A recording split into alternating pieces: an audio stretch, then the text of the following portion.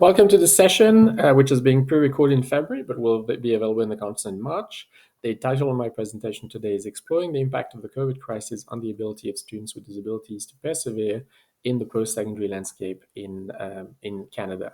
So I come to you from Victoria, from the west coast of Canada, BC. I'd like to make a short land acknowledgement, acknowledge that I work and play and live on the unceded territories of the Kasumsun and Lekwungen families.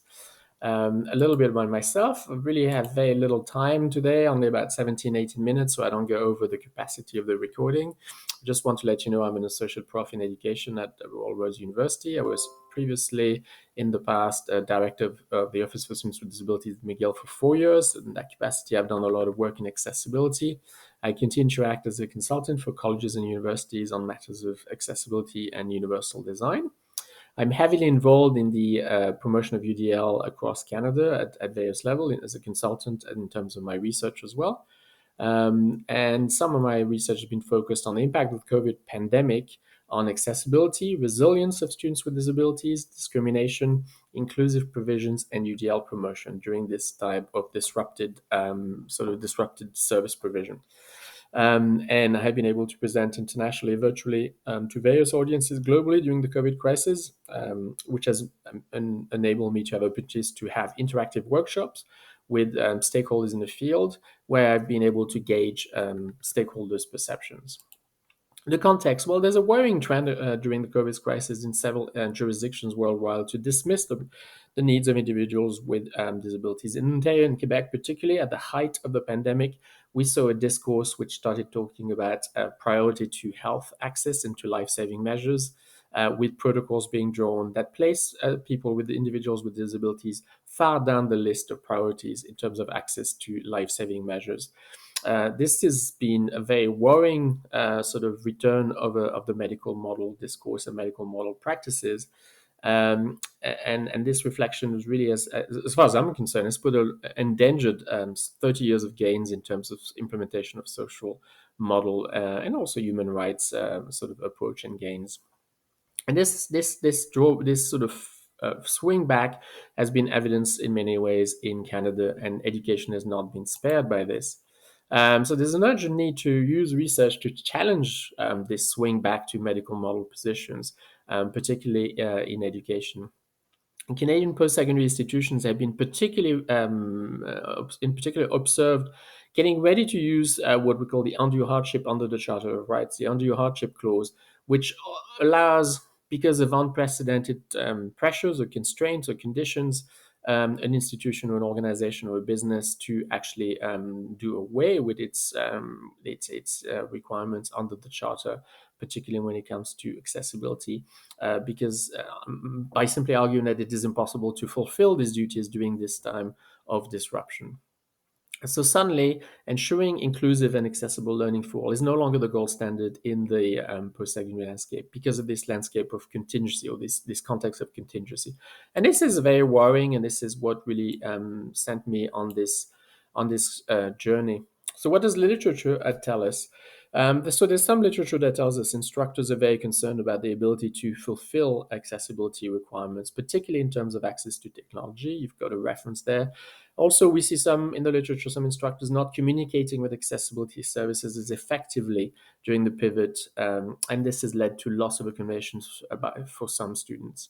The literature on the K-12 sector has shown evidence of widening of the social inequities during pivot, and although the higher education literature has not been as developed and rich in this last year, we can presume that everything that we've seen in the K-12 sector also applies to some extent in the post-secondary sector.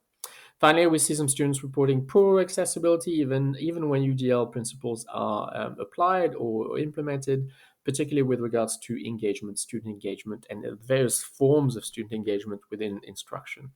And we also have some studies which tell us that students with disabilities disproportionately are affected by COVID stress and during that time. The methodological stance I've taken here is three-pronged. So first, I've had discussion with accessibility personnel within the parameters of a study. I've had wider dialogue with inclusion and UDL advocates and stakeholders during these very, very numerous interactive virtual events that I've been able to carry out through the pandemic. We've not been able to travel, but on On the other hand, there's been an explosion of the opportunities and offers to talk virtually around the world, and so I've had certainly in my practice a much a larger number of workshops, interactive workshops during this last year and a half. And finally, I've also was involved in a study on mental health and inclusive design in higher education, which involved instructors, instructional designers, and accessibility personnel. And this study wasn't meant to really focus on COVID, but it didn't finish in time, and therefore I carried out a lot of what I did to collection during COVID. So some of these conversations came up in this study as well.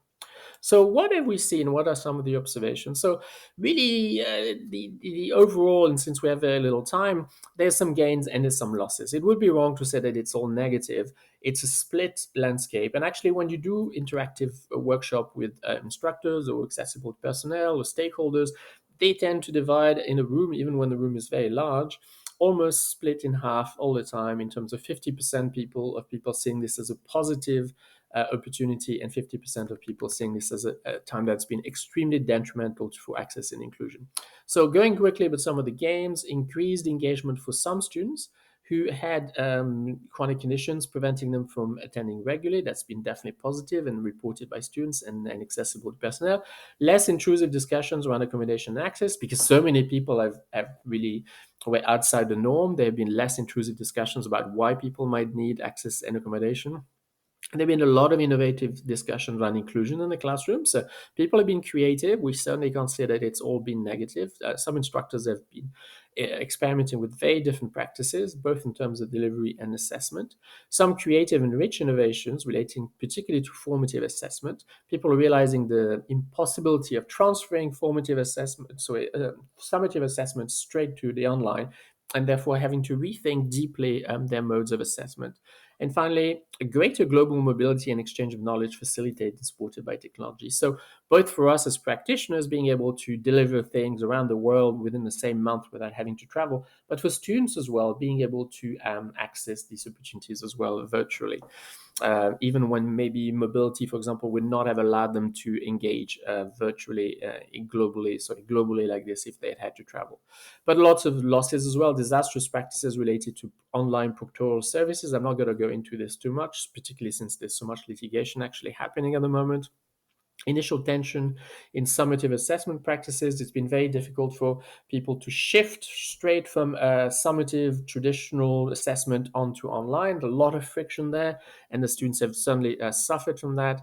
An increase in basic accessibility hurdles in terms of captioning on video, which we've used in an increased way during this COVID time. Increased feelings of isolation and stress for some students who, on the other hand, needed that proximity and that social capital. Poor engagement overall in online instruction. That's certainly the dimension of accessibility which has been the hardest to maintain during the COVID crisis. Weaker and more distant support from accessibility services. So a disconnection both in terms of accessibility services in their communication with the instructor and in their communication with students. Lower degree of communication between the various stakeholders. This is really triangular between students, instructors, and accessibility services.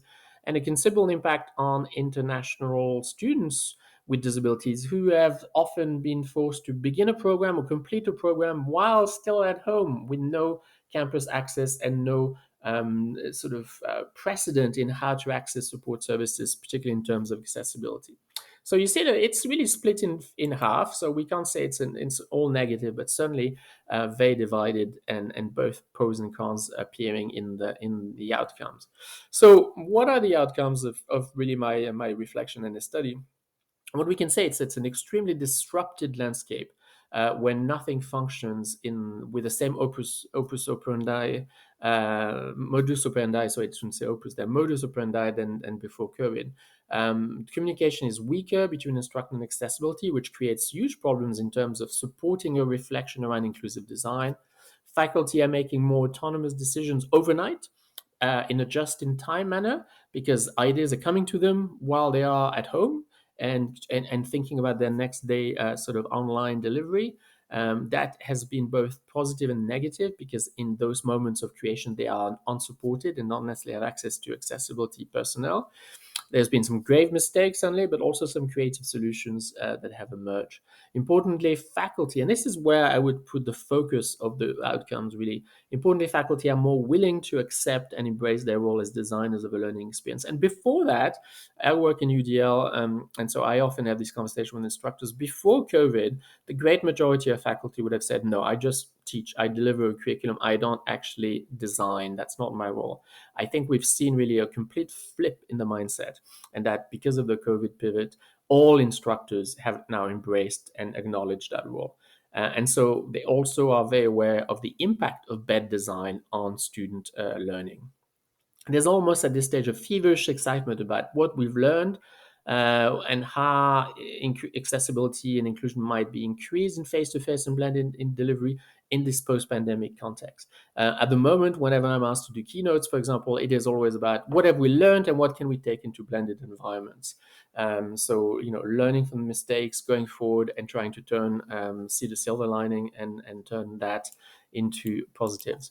So, in terms of discussion, really wrapping up very quickly, there's a danger here of a pendulum swing. And a pendulum swing is really something that we often see in the higher education sector, where some great changes can happen, but we have a tendency to want status quo because we are large, multi-layered, complex organizations that really always try and come back to this fiction of status quo. Now, the status quo in this case isn't a good thing to go back to, because before COVID, there were certainly of problems with the inclusion of students with disabilities in the higher education sector.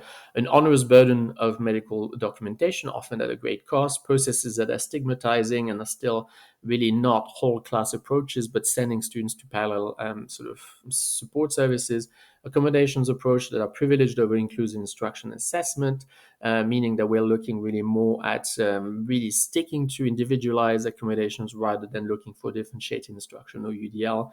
And then more generally, friction around the implementation of UDL. And those are organizational friction. So sometimes the intention being there from a pedagogical point of view, but strategic and organizational issues that make it very difficult for UDL to really take off. So this is really a key historical moment for inclusion in higher ed. We have the opportunity to capitalize on this learning and to avoid reverting back to some of the less shining practices that we had in place beforehand. So it'll be interesting to see how we seize this opportunity and how in the year to come we actually capitalize on the learning that we've done during COVID, which again has been 50-50 pros and cons. The important question I leave you with is who can drive this reflection?